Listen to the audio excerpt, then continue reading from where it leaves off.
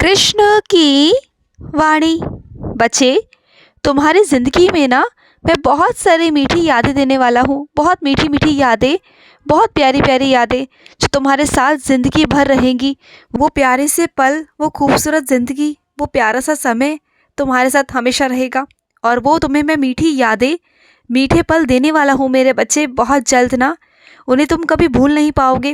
वो सदैव तुम्हारे पास रहेंगे, हमेशा तुम्हारे साथ रहेंगे। देख लेना, मेरी कृपा तो तुम पर हो चुकी है, मेरी नज़र तुम पर पड़ चुकी है मेरे बच्चे। तुम हमेशा से कहते थे ना कि कृष्ण, हज़ारों करोड़ों लोग हैं दुनिया में, तो मुझ पर ध्यान कैसे जाएगा आपका। देखो, चला गया तुम पर ध्यान।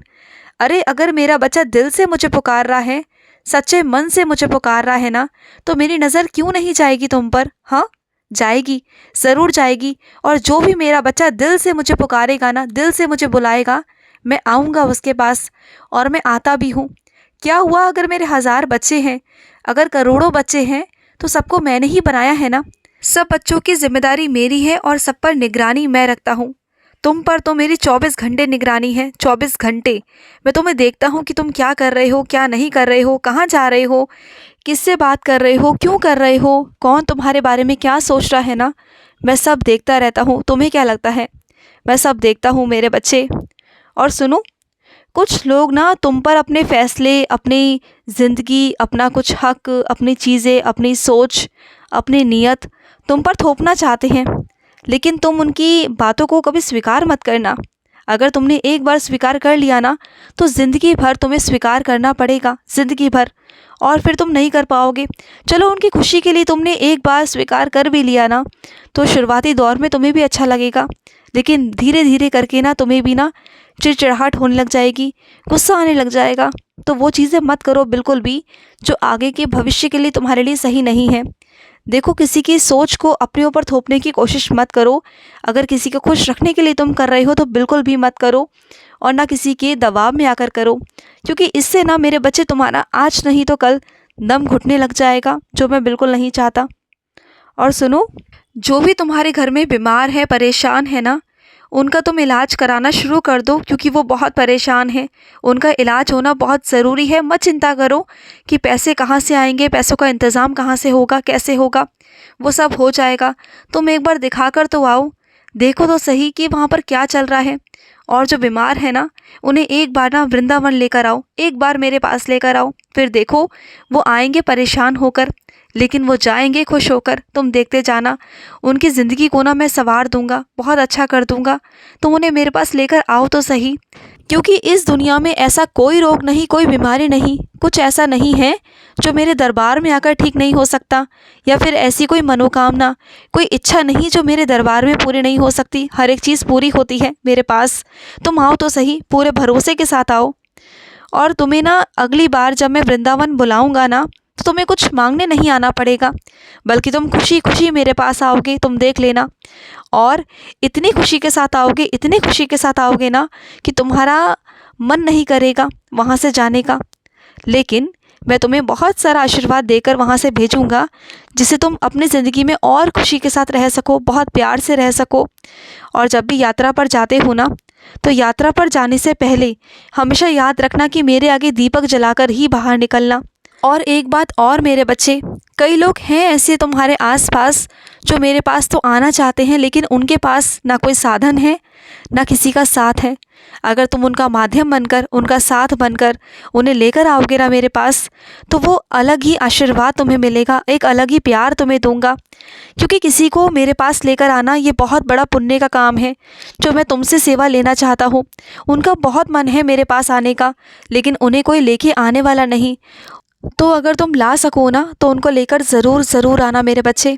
और सुनो, तुम अगर कभी कभी परेशान हो जाते हो, तुम्हें समझ में नहीं आता ना, तो उस वक्त में ना तुम मेरे ऊपर छोड़ दिया करो। मत हुआ करो परेशान कि कैसे होगा, क्या होगा। जो चीज़ समझ में आ रही है उसे करो, और जो चीज़ समझ में नहीं आ रही है ना, उसे छोड़ दो मेरे भरोसे। तुम्हें अपने काना पर भरोसा है ना, विश्वास है ना कि मैं जो करूँगा वो अच्छा करूँगा तुम्हारे लिए। तो बस फिर सब कुछ ना खुद से मत करो, कुछ चीज़ों को मुझ पर भी छोड़ दो। हाँ, कुछ काम मैं तुम्हें करने को देता हूँ कि तुम करो, तो उस वक्त तुम करो ना।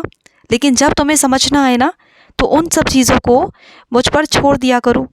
मुझे मालूम है कि किसी के लिए ना तुम्हारे अंदर बहुत गुस्सा है। मुझे ये भी मालूम है कि तुम्हारे अंदर ना कोई गलत विचार नहीं, उसके लिए कुछ गलत भावनाएं नहीं, क्योंकि तुम उसके बारे में कुछ गलत सोच नहीं सकते, कुछ गलत कर नहीं सकते, क्योंकि तुम्हारा अंदर का अंतरात्मा जो है ना वो तुम्हें गवाही कभी नहीं देती कि तुम कभी कुछ गलत करो।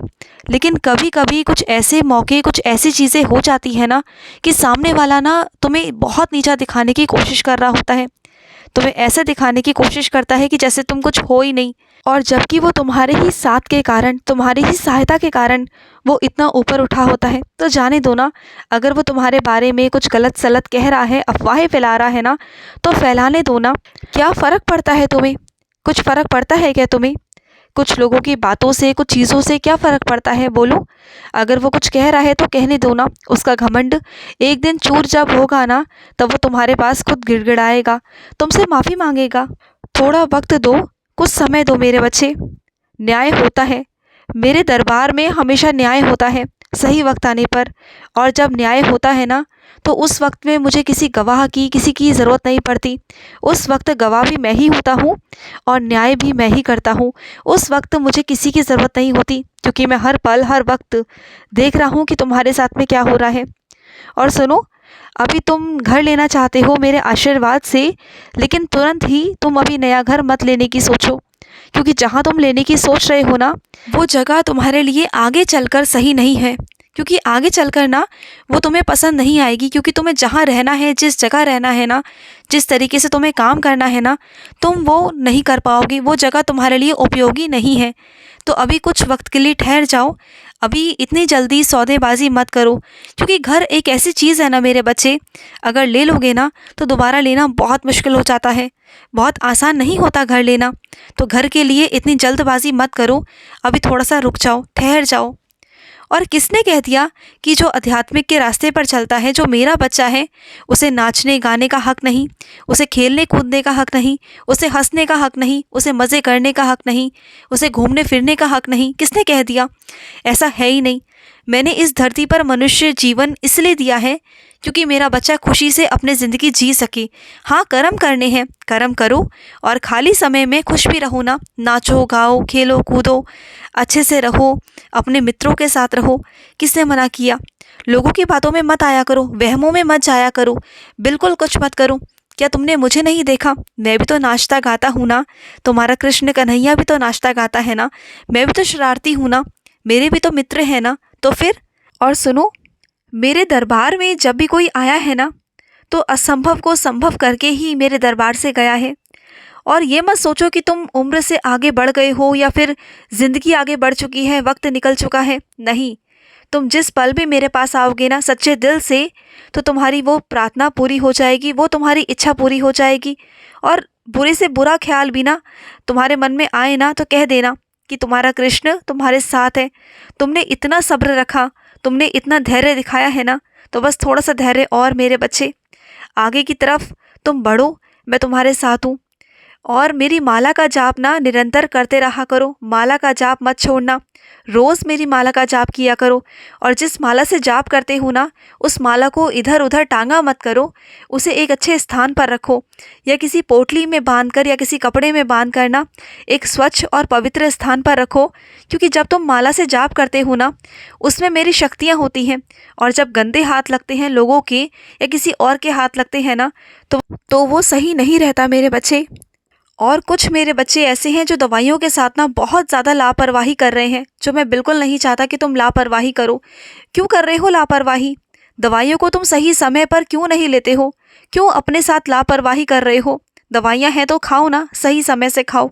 और जब भी तुम्हें लगे ना कि दवाइयाँ ख़त्म होने वाली हैं, तो उसके एक दिन पहले, ख़त्म होने के एक दिन पहले ही दवाइयाँ लेकर आओ, क्योंकि एक भी दिन का नागा नहीं होना चाहिए दवाइयों का। समझो मेरी बात को, गंभीरता से चीज़ों को लिया करो, हंसी मजाक में मत टाला करो, ये मैं तुमसे कह रहा हूँ। खुश रहो। आज का रात्रि कृष्ण संदेश समाप्त हुआ। जय श्री कृष्णा।